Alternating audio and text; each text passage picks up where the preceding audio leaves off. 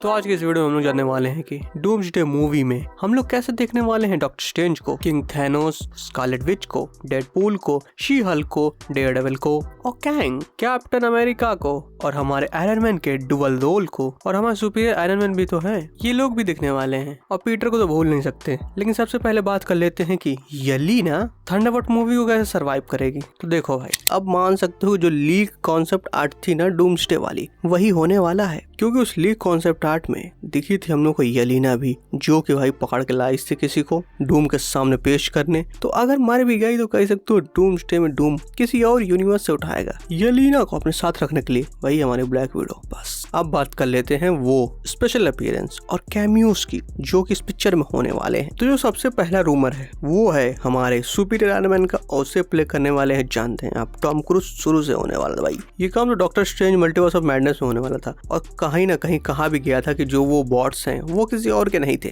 बल्कि हमारे Tom cruise वाले सुपीरियर आयरन मैन के ही थे। लेकिन स्क्रिप्ट में इतनी सारे चेंजेस के कारण भाई उनको कभी बुलाने का मौका ही नहीं मिल पाया उन लोगों को। पर ईस्टर एग के नाम पे बॉट छोड़ दिया उन लोगों ने, हो सकता है हम लोग उसी यूनिवर्स में दोबारा जाए तो हमारे टॉम क्रूज के आयरन मैन स्पेशल अपीयरेंस में दिख सकते हैं। थोड़ा समय के लिए दिखे बट दिख सकते हैं, क्या पता भाई डूम पहले उन्हीं को मारे कि टोनी के अलावा कोई और आयरन मैन हो नहीं सकता। उसके बाद आ जाते हैं टोनी के ऊपर, तो टोनी भी इस पिक्चर में दिख सकते हैं, यानी कि टोनी स्टार्क, जिसका रोल भी सेम भाई यही प्ले करेंगे हमारे रॉबर्ट डाउनी जूनियर। और फिर वो वक्त के साथ आगे चल के जब हमारा अल्ट्रॉन, कह सकते हो जो पुराने वाली पिक्चर थी उसमें जो सपना था हमारे टोनी का वो पूरा हो जाए, यानी कि सारे के सारे अवेंजर्स मर जाएं और फिर हमारा टोनी उठे थैनोस को मारने के लिए और फिर वो बनाए डूम का सूट। कह सकते हो सकता है ये एक्यूरेट ना हो कॉमिक्स से, पर इसमें कह सकते हो कि डूम जो है वो एक सूट है, जैसे कि आयरन मैन जो है वो एक सूट है ना कि कोई इंसान। वही लॉजिक इसमें भी फॉलो कर सकते हैं कि यार डूम जो है वो एक सूट है और इसलिए वो हेलमेट ऐसे पहनता है, ना कि उसकी शक्ल खराब है, क्योंकि अगर रॉबर्ट डाउनी जूनियर की शक्ल नहीं दिखाया तो भाई पिक्चर क्या ही चलने वाली है। उसके बाद जो अगले स्पेशल अपीयरेंस या कह सकते हो कैमियो मारने वाले वो है हमारे कैप्टन भाई साहब, यानी कि स्टीव रॉजर्स, जो कि बन के आएंगे कैप्टन हाइड्रा, जो कि एक टाइम पे हाइड्रा के लिए काम करते थे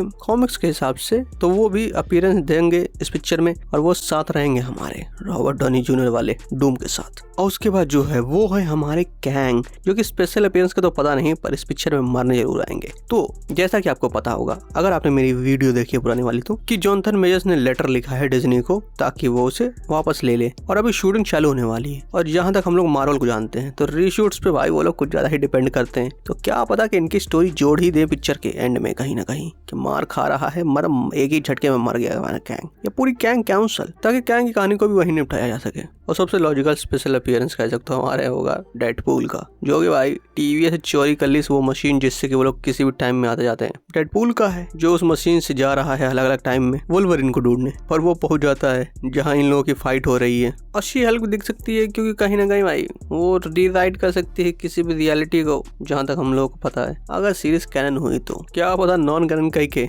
धीरे से उसको भी निपटा ही दे, कि वो एक ब्रांच टाइमलाइन थी जो कि ओरिजिनल टाइमलाइन जैसे ही चल रही थी। और हमारे थैनोस भी स्पेशल अपीयरेंस कर सकते हैं किंग थैनोस के रूप में, क्योंकि जब मार्वल का पिछले साल हुआ था शायद, तो उसमें मैं किंग थैनोस का वो मिलिस था, क्या कहते हैं पोस्टर जैसा कुछ कटआउट कहते हैं उसको यार जहाँ तक। स्कारलेट विच को तो कोई भूल नहीं सकता कि वो भी आने वाले हैं इस पिक्चर के अंदर। स्पेशल अपीयरेंस नहीं कह सकते, वो तो लंबा जाएंगी भाई, लंबा टिकने वाली है वो। देन आते हैं हमारे डेयरडेविल। तो देखो एक नया सिनेरियो ले लो भाई कि हमारे डेडपूल बार बार जगह बदल रहा है और वो वहां पहुंच जा रहा है जहां हमारे डेयरडेविल और शी हल्क एक दूसरे से लिपट रहे हैं। उस जगह पहुंच जाए हमारा डेडपूल और सॉरी बोल के निकल जाए। सॉरी तो नहीं बोलेगा, वो हरकतें करके जाएगा, लेकिन सोचो कि ऐसा हो गया या ऐसा हो जाए, कितनी अजीब लगेगा यार, मजा आ जाएगी देख के कि डेयरडेविल भाई अपना काम कभी नहीं छोड़ता। तो इसमें पीटर कैसे देखने को मिल सकता है, वही एक तरीका है कि जो हमारे डेडपूल की मशीन है भाई वही लेके वो टहलते टहलते जाएं एंड फिर वापस आ जाएं इसी डूम्सडे वाली लड़ाई के बीच, क्योंकि वो मशीन टीवी की है और लॉजिकली वो शायद कहीं भी जा सकता है। और इस पिक्चर में कौन अपीयर शायद नहीं होने वाला है, वो है हमारे डॉक्टर स्ट्रेंज, क्योंकि वो भाई अपने बैकग्राउंड में अपना काम कर रहे हैं, यानी कि मल्टीवर्स को एक दूसरे से भिड़ने से रोकने की कोशिश,